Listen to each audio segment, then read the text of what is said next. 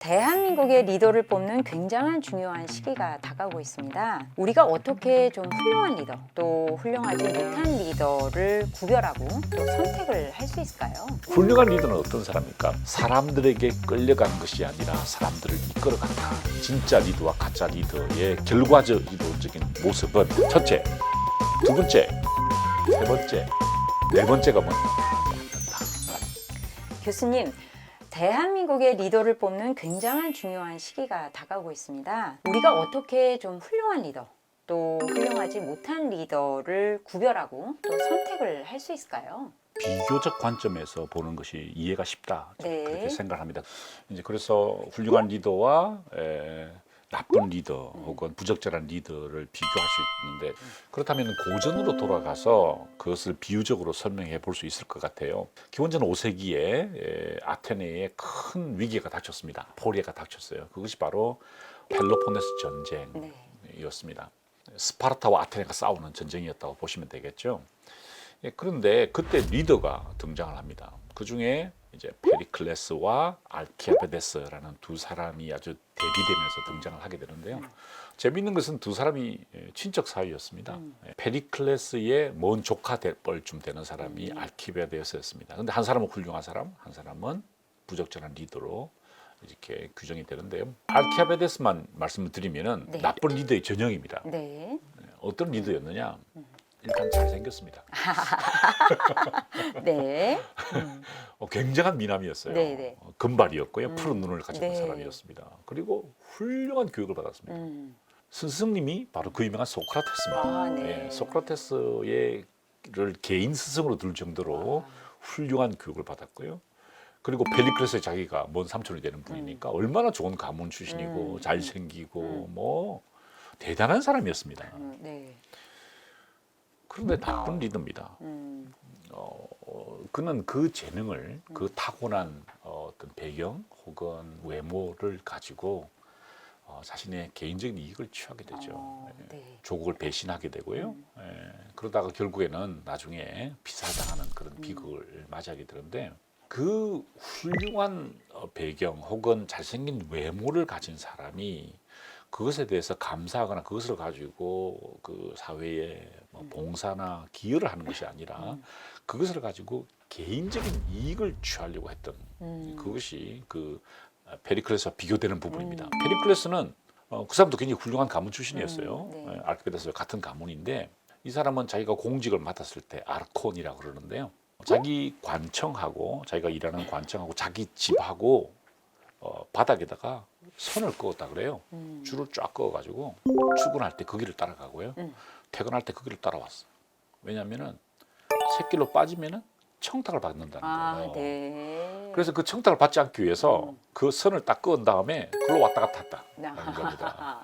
그리고 자기 아내와 아들에게 아주 적은 양의 생활비를 줬다 그래요. 그래서 아내와 아들이 아버지에게 파벌 선언을 할 정도예요. 왜냐하면 최고 권력을 가졌는데 네.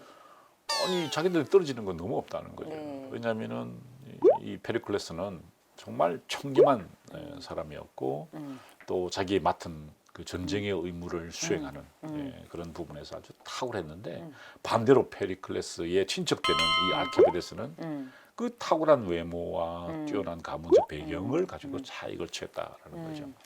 이것을 정리하면서 투키디데스가 훌륭한 리더는 어떤 사람일까라고 설명하면서 네 가지를 제안합니다. 네. 굉장히 유명한 구절인데요. 훌륭한 리더는 어떤 사람입니까? 페리클레스를 이제 가르치면서 이제 설명하는 거죠. 그리고 알키메데스가 없는 부분입니다. 첫째, 미래를 보는 통찰력이 있어야 된다. 네. 그것을 지혜라고 표현하는데요. 지혜가 있어야 된다. 그것은 뭐 세상 이치를 많이 아는 것이 아니라 미래가 어떻게 펼쳐질지 그것을 내다보는 능력이죠. 네.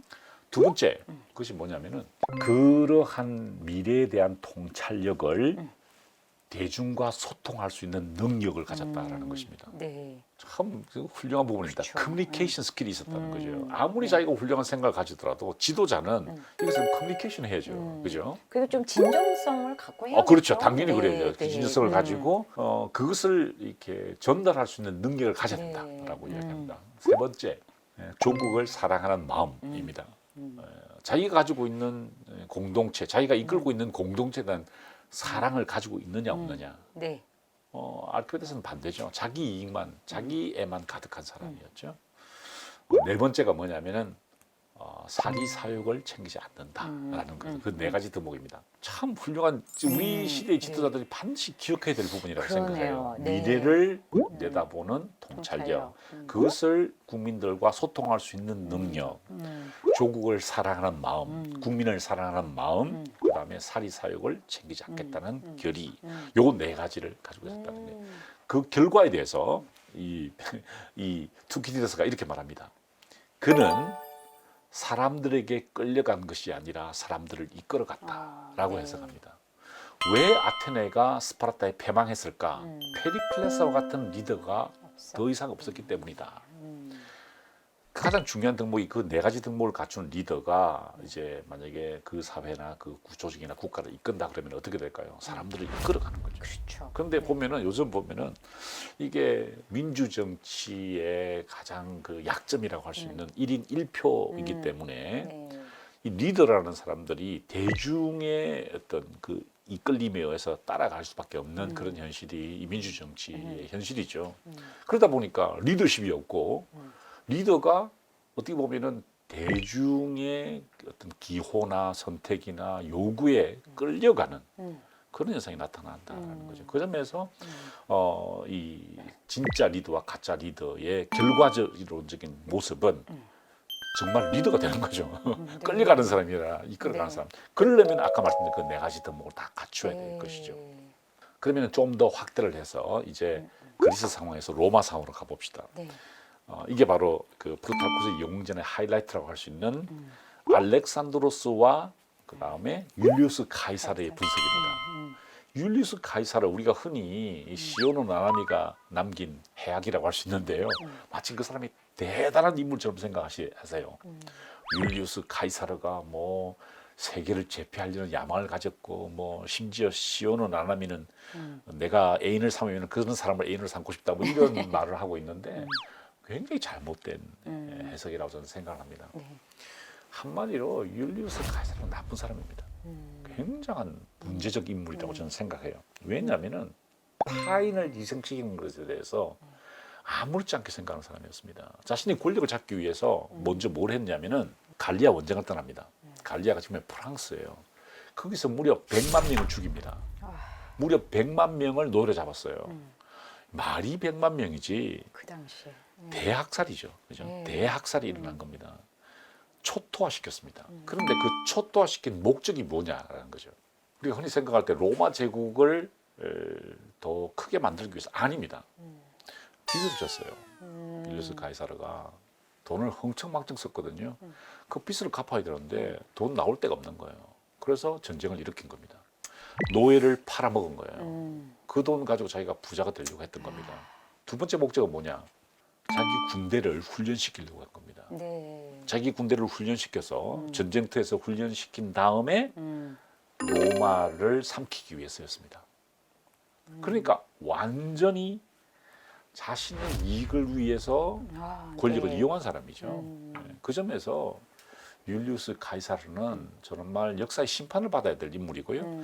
플루타르코스가 바로 그 점을 주목한 겁니다. 네. 훌륭한 리더는 어떤 사람일까? 타인의 희생에 대해서 그렇게 함부로 생각한다거나 타인을 도구로 삼는다거나 자신의 목적을 위해서 모든 행동을 정당화시키는 그런 사람들, 그런 사람들은 리더의 자격이 없는 사람이라고 네. 역사의 준엄한 해석을 내리게 되죠. 네. 반대로 알렉산드로스는 또 어떤 사람이었을까? 이 사람은 관후한 사람이었다라고 평가합니다. 관후하다는 게 뭐냐면은 아량이 있는 사람이다라는 거죠. 예컨대 페르시아 전쟁을 하게 되거든요. 페르시아와 전쟁을 해서 다리우스 왕과 싸우게 됩니다. 네. 근데 다리우스가 내란이 나서 죽게 돼버려요. 왜냐하면은 알렉산드로스가 쳐들어오니까 그 페르시아의 장군들이 다리우스를 죽여버린 거예요. 겁이 났으니까 항복을 해버린 거예요. 그랬더니 알렉산드로스가 어떻게 행동하느냐면은 그 다리우스의 시신을 자꾸 펑펑 웁니다. 나와 겨루어서 싸운 다음에 정당하게 죽어야 되는데 네. 이게 부하들의 칼에 의해서 암살당한 게 맞냐. 그러고 있을 때 가족들이 옵니다. 다리우스의 가족들이. 어머니, 아내, 딸들이 와요. 그때 이 어머니가 살려달라고 간청을 하죠. 이렇게 살려달라고. 다리우스의 어머니니까 살려달라고. 그때 이 알렉산드로스가 그 어머니를 향해서 이렇게 말합니다. 나의 어머니라고 부릅니다. 런던에 가시면은 그 내셔널 갤러리에 그 큰 그림이 있는데요. 바로 그 장면을 묘사하고 있습니다. 그 어머니와 아내와 딸들이 와서 살려달라고 간청했을 때 이렇게 아주 따뜻한 표정을 지으면서 알렉산드로스가 나의 어머니라고 이렇게 앉는 장면이에요. 그러니까 리더가 어떤 사람이어야 될까? 자신이 통치하고 자신이 이끌고 자신이 지도하는 그 사람들에 대한 따뜻한 마음 혹은 패자라 할지라도 이렇게 따뜻한 마음으로 안아주는 사람 이런 사람이 필요하죠. 그런데 우리나라의 그 현대사를 보면은 이건 뭐 정권을 잡으면 그 정권 사람들은 감옥을 가거나 아주 비극적인 삶을 그렇죠. 살게 되는 거죠. 네. 이런 현상들이 언제까지 반복돼야 되느냐. 사실 이렇게 플루타르코스가 그것을 집중적으로 쓴 이유는 로마 역사가 너무나 전복적이고 경쟁자들을 죽이는 그런 문화가 팽배했기 때문에 그랬던 거예요. 이걸 이제 소개하는 거죠. 네. 알렉산드로스가 이런 사람이었다. 네.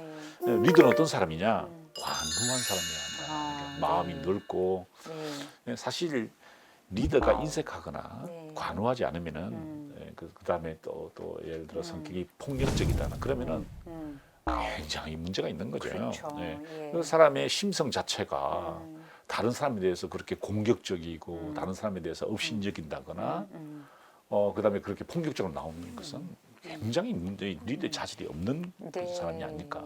네. 고전이 우리에게 들려주는 지혜죠. 네. 나쁜 리더는 어떤 리더일까?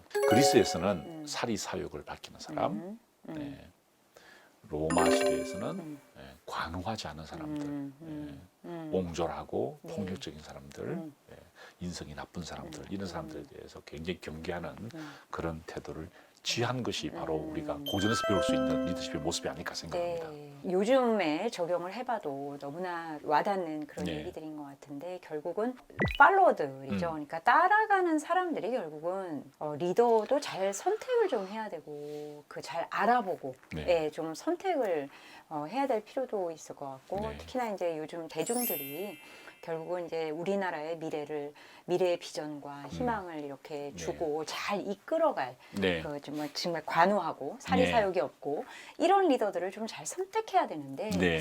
교수님이 좀 팁을 주신다면 네. 뭐 어떻게 하면 이렇게 잘 선택할 수 있을까요? 제가 뭐 이렇게 정치적인 발언을 괜히 삼가는 그런 입장입니다. 근데 현실적으로 말씀드리면 이런 것 같아요. 삶의 경륜과 나이가 이제 들게 되면은 자신의 입장을 잘 바꾸지 않습니다. 네. 그죠? 왜냐하면은 아무리 어떤 설명을 하더라도 자신이 생각했던 것대로 선택을 하시게 될 겁니다.